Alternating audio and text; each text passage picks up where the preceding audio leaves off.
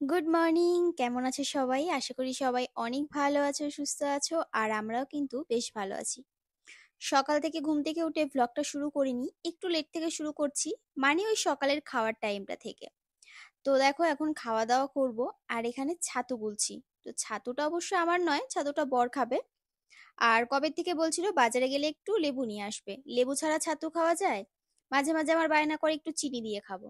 তো যাই হোক, তো লেবু দিয়ে ছাতু গুলিয়ে নিজের জন্য এক কাপ চা করলাম। আর গতকাল বিকেলবেলা আমাদের ওই বাড়িতে কড়াইশুটির কচুরি করেছিল মা, দিদি ভাই, ওই বাড়িতে আমার যা ওরা সবাই মিলে। তো বলেছিল যে যেন রান্না না করি বাড়িতে। তো যাই হোক, যে কারণে বাড়িতে রান্না করিনি। এবার কড়াইশুটির কচুরি না খেয়ে পারিনি, তো সকালবেলা সেটাই দুটো গরম করলাম, করে এখন এই চায়ের সাথে খেয়ে নেব। হ্যাঁ জানি এটা যদিও মানানসই নয়, কিন্তু ঠিক আছে, অসুবিধে নেই, একটু আধটু একদিন দুদিন খাওয়াই যায়। তো দেখো সবসময় তো খাওয়া হয় না। যাক, শীতকাল মানেই তো এইসব নিত্য নতুন খাবার মাঝে মাঝে একটু খাওয়া হয়, আর এখন তো শীত যেতেই বসেছে। বরকে খাইয়ে নিজে স্নান করলাম, উজ্জ্বলকে স্নান করিয়ে তারপরে খাওয়া দাওয়া করেছিলাম, তারপর নিজে স্নান করলাম, মেয়েকে স্নান করালাম, ঘরের টুকটাক কাজ ছিল। এদিকে ননদ বলে গেছে কণিকা করে এসো, এই বাড়িতে রান্না বান্না হবে। মানে ওই বাড়িতে আজকে বিরিয়ানি রান্না হবে, রান্নার দায়িত্ব পড়েছে ননদিনীর আর আমার। যদিও আমি ওই বিরিয়ানিটা গিয়েই করেছিলাম, আর এই মাংস টাংস মশলা করা ওগুলো সব ওরাই করেছিল। তো আমার এক ক্যামেরাম্যান হয়েছে দেখো, এতক্ষণ ক্যামেরাটা এমন ভাবে ধরছে যেন ভূমিকম্প হয়ে গেছে বাড়ির মধ্যে দিয়ে। মানে মনে হচ্ছে চারপাশে ভূমিকম্প হচ্ছে। যাক, তিনি এখনো পর্যন্ত ভিডিও করছেন, আমাকে বলছে দাও মা আমি একটু ভিডিও করে দিই। তো পরে দেখছি এই সমস্ত ভিডিও করে রেখে দিয়েছে। তাই বললো আমাকে মোবাইলটা দে, তারপরে বলছে না আমার কাছেই দাও। তারপরে জোরে চিৎকার করেছি, তারপরে এসে দিয়েছে। তো এদিকে দেখো দিদিভাই এসে আমাকে, বললাম যে কি করছো, বলছে এই তো মাংসটা বসিয়েছি, প্রায় হয়ে গেছে। তো তুমি এবার এসে গেছো, এবার এই বিরিয়ানিটা সাজিও, আর ওই চাল যাটা যা মানে বাদ বাকি যা আছে সেগুলো করো। তো আমি বললাম ঠিক আছে, অর্ধেক কাজ তো হয়েই গেছে, আর কি, আর তো বেশি কিছু কাজ বাকি নেই। আর এই বাড়িতে আজকে বিরিয়ানি করার কথা ছিল। তো দিদিভাই বলেছিল করবে, মানে দিদিভাইকে বলেছিল আমার যা করতে। তো তারপরে দিদি আর কি আমাকে বলেছিল, তাই আমি বললাম তুমি যাও, আমি একটু এদিকের কাজগুলো না সেরে তো আসতে পারছি না। কারণ আমার বাড়িতেও তো অনেক কাজ থাকে তোমরা জানো। সেগুলো কমপ্লিট করে তারপরে আসলাম। আর না এসে দিদি বলছে যে একটু দেখো তো কণিকা মাংসটা সেদ্ধ হয়েছে কিনা। তো ওই জন্য একটা প্লেটের মধ্যে নামিয়ে তারপরে দেখলাম যে সেদ্ধ হয়েছে কিনা। তো হয়েই গেছে সেদ্ধ। এবার গরম মশলা দিয়ে তারপরে নামিয়ে দেবো।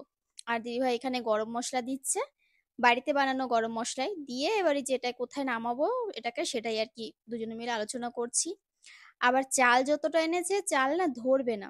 তো আমি বললাম যে তাহলে এক কাজ করো, প্রথমে বলেছিলাম কড়াইতে বসাও, তারপরে বললাম কড়াইয়ের দরকার নেই, এখানে একটা বড় গামলা আছে ওদের, ওই গামলাটার মধ্যেই বসিয়ে দিই। কারণ সবারই আর কি মোটামুটি আমাদের 4 ফ্যামিলির বিরিয়ানি রান্না হচ্ছে। তো অনেকটাই চাল মোটামুটি আনতে হয়েছে। তো আমাদের বাড়িতে যে বিরিয়ানির হাঁড়িতে বিরিয়ানি রান্না হয় ওই বিরিয়ানির হাঁড়িটাও আনা হয়েছে। আর কড়াইও আনা হয়েছে মাংস রান্না করার জন্য। মাংস তো হয়ে গেছে, কিন্তু এই যে বিরিয়ানির হাঁড়িটা দেখতে পাচ্ছো, এই চালের ক্ষেত্রে আজকে পারফেক্ট নয়, মানে চালটা একটু বেশি। তো ওই জন্য এই গামলাটার মধ্যে চালটা বসিয়ে দিলাম। এবার চাল বসিয়ে না আমি চারিদিকে খোঁজা শুরু করেছি কোথায় কি আছে। কারণ কি বলতো, অন্য কারো বাড়ি গেলে না দেখবি খুঁজে পাওয়া খুব মুশকিল হয়ে যায়। তো এদিকে আমি এবার দিদিকে জিজ্ঞাসা করলাম গরম মশলা কোথায় রেখেছো, তো গোটা গরম মশলাটা আমাকে দিল হাতে ধরিয়ে। আর এদিকে এবার একটুখানি তেল, একটু লেবু দেবো এর মধ্যে, মানে চালটার মধ্যে আর কি। আর দিদি বললো দাও আমি জল এনে দিই, বাদ বাকি জলটা দিয়ে এই যে জলটা ঢেলে দিল। আর এবার এই ভাতটাকে সেদ্ধ হতে দিতে হবে। তারপরে বাদবাকি রান্না তাড়াতাড়ি হয়ে গেছিল। কারণ কি বলতো, বড় গ্যাসটা নিয়ে আসা হয়েছিল, তো খুব একটা বেশি দেরি হয়নি, মানে তাড়াতাড়ি রান্না বান্না হয়ে গেছিল। আর এদিকে এবার এই যে গোটা গরম মশলা সমস্ত দিয়ে আমি এবার এদিকে এটাকে নাড়িয়ে দিচ্ছি। আর দিদি এবার একটু তেল দিল। আর আমি এবার চালের মধ্যে মানে জলটার মধ্যে নুনটা দিয়ে দিচ্ছি। আমরা না বিরিয়ানিতে পরে আর নুন মেশাই না, মানে অনেকে আছে ভাত করে ভাতটা মানে ফ্যানটা ঝারিয়ে তারপরে নুনটা মেশায়, ও ক্ষেত্রে না অনেক সময় কি বলতো কম বেশি হওয়ার চান্স থাকে। তো এই জলের মধ্যে যদি নুনটা তোমরা পরিমাণ করে দিয়ে দাও, যখন দেখবে জলটা একটু নোনতা নোনতা লাগছে তখন ভাববে যে নুনের পরিমাণ আর লাগবে না। এইভাবে কিন্তু আমরা করি। আর ওদিকে ভাতটা বসিয়ে দিয়ে কি করব বুঝে উঠতে পারছিলাম না, সবার সাথে একটু খানিকক্ষণ গল্প করলাম, তারপরে পুচুটাকে নিয়ে বাইরে বেরিয়েছি। বাইরে বেরিয়ে ওই একটু খেলা করছে, এই পাতা ধরছে সেই পাতা ছিঁড়ছে এই সমস্ত করছে। তো আমার তো জানো ও থাকলে আমার সময়টা কেটে যায় বেশ ভালোভাবে। আর আমার মেয়ে এসে তো সে অদ্রিকার সাথে খেলা শুরু করেছে। আর আমার ননদিনী, আমি আর অবনীতা তিনজনে মিলে এখানে ঘোরাঘুরি করছি। তো দেখো ওই যে কত রকমের কথা বলছে, কত কিছু বলে আমাকে বলছে এখানে নিয়ে যাও, এই ফুল দাও, সেই ফুল দাও, এই পেছন পেছন হাঁটলো। তারপরে আমি আবার না গেটটা দিতে গেলাম, দেখলাম কেউ হয়তো বেরিয়েছিল বা এসছে, গেটটা খোলা রয়েছে। তো চলো তোমাদেরকে না একটা জিনিস দেখাবো বলে ক্যামেরাটা আবার আনলাম, মানে মোবাইলটা আনলাম। ওদের এই বাড়ির গাছে না বড় বড় বেগুন হয়েছে। বেগুনগুলো জাস্ট দেখো, কত বড় বড় এক একটা বেগুন।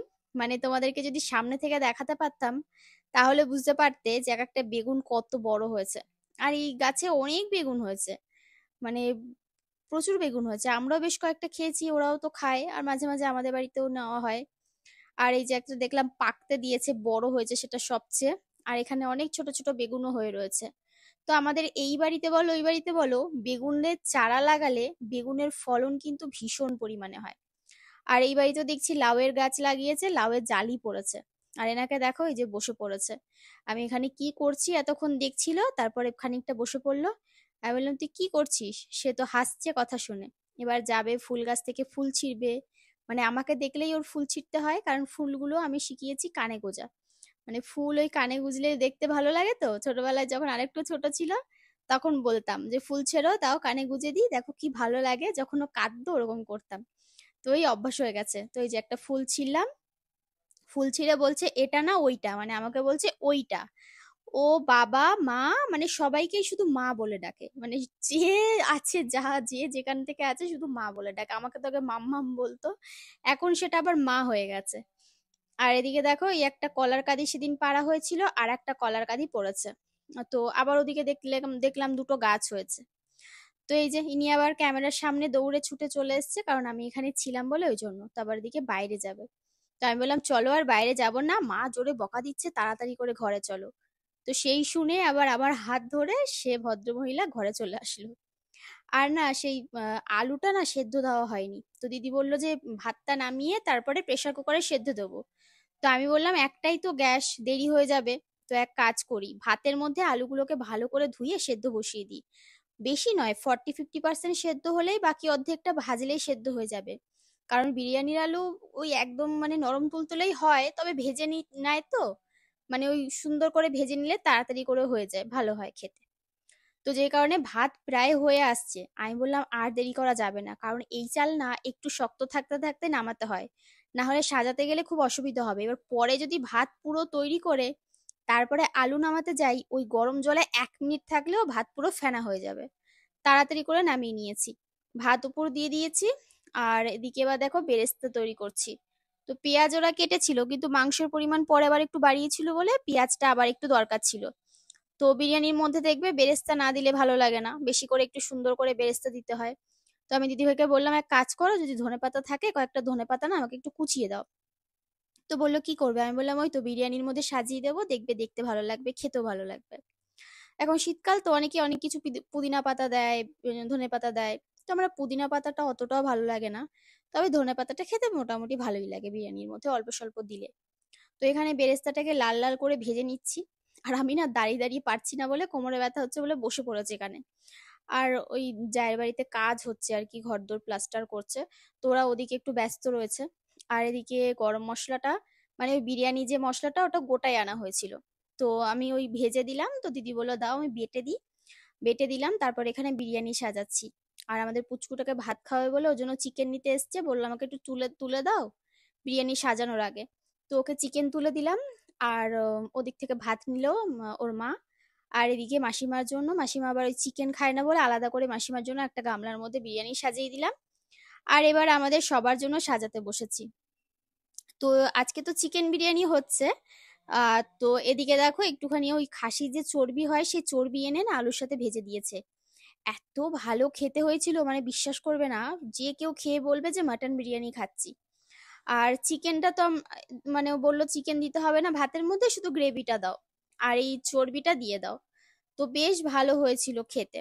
চর্বি একদম ছোট ছোট করে পিস করে কেটে এনেছিল, আলুর সাথে ভেজে তারপর এই যে ভাতের ওপর থেকে দিয়ে দিচ্ছি। আর এবার যেভাবে আর কি করে লেয়ার বিরিয়ানি, এক এক করে লেয়ার সাজাতে ব্যস্ত আমি। তো আমার ননদিনী পেছনে দাঁড়িয়ে রয়েছে, বলছে কণিকা খুব সুন্দর সাজাচ্ছে।